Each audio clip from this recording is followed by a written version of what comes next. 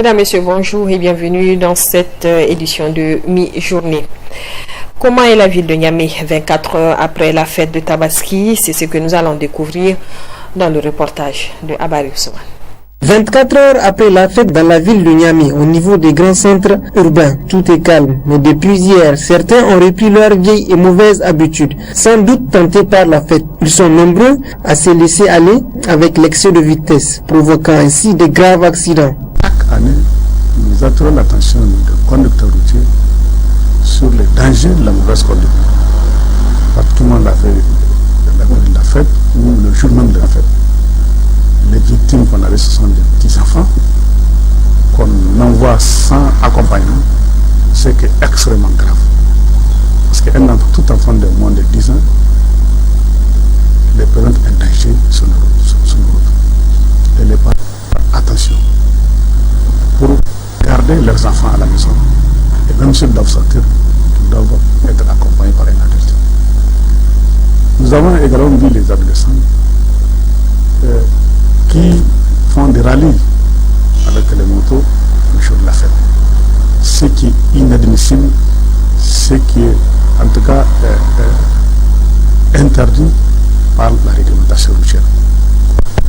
Les gardiens de la station routière qui sont de la police et de la gendarmerie doivent veiller pour réduire la fréquence et la gravité des accidents de circulation. Ils font de leur mieux, mais quand même ils doivent continuer à le faire pour qu'on puisse arrêter ce flot.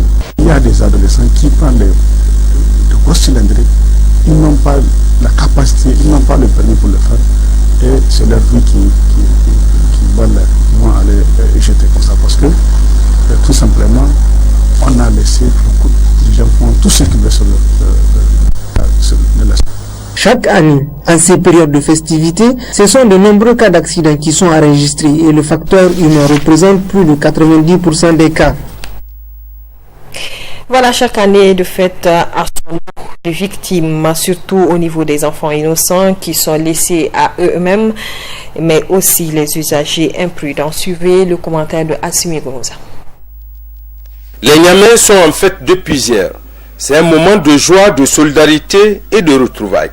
C'est aussi un moment où beaucoup de familles pleurent leurs proches. Les jours de fête sont une occasion également pour beaucoup d'enfants de s'égarer car ils sont laissés à eux-mêmes dans la rue avec tous les risques.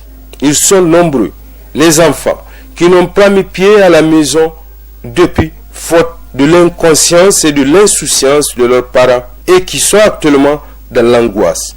Pourtant, ils pourront l'éviter.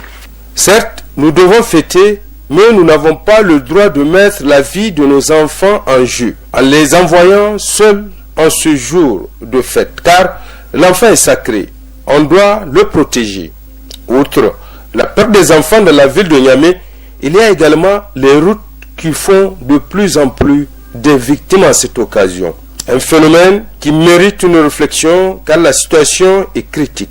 Une centaine de victimes en 2 jours. Les services sanitaires saturés malgré les dispositions. Bref, il est temps de se conscientiser pour éviter de faire des veuves orphelins à chaque jour de fête. À l'occasion de cette fête, plusieurs leaders ont exprimé leurs vœux à l'endroit de toute la Oumma islamique du Niger avec une pensée